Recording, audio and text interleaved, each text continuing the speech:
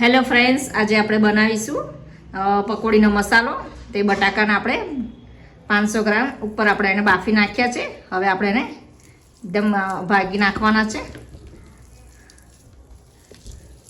એકદમ ટેસ્ટી એવો મસાલો બનાવવાનો છે. પકોડીનો અંદરનો જે માવો આવે છે એ જ આપણે બનાવવાનો છે.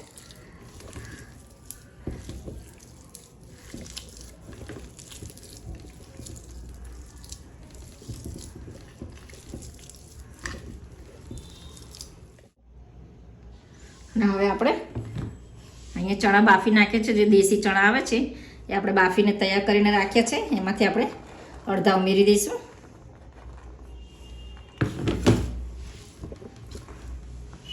અને આપણે કોથમીર, મરચાં અને ફુદીનાની પેસ્ટ બનાવી દીધી છે. એ આપણે અંદર એડ કરી દઈશું. આપણે એકદમ ગ્રીન મસાલો બનાવવાના છે. 2 ચમચી જેટલો એડ કરી દઈશું.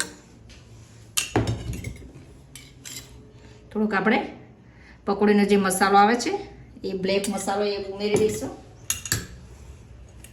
માપસરનું આપણે મીઠું એડ કરી દેવાનું છે અંદર.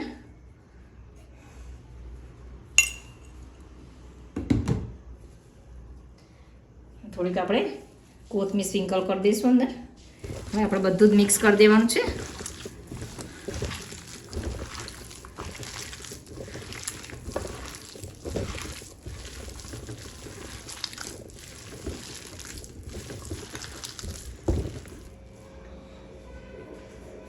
આપણો પકોડીનો મસાલો રેડી થઈ ગયો છે. એકદમ ટેસ્ટી એવો બન્યો છે. તમને મારી આ રેસીપી પસંદ આવે તો લાઈક કરજો, શેર કરજો અને મારી ચેનલને સબસ્ક્રાઈબ કરજો અને બાજુમાં આપેલા બેલ આઇકનને ક્લિક કરજો, જેથી મારા નવા વિડીયો તમને મળતા રહે.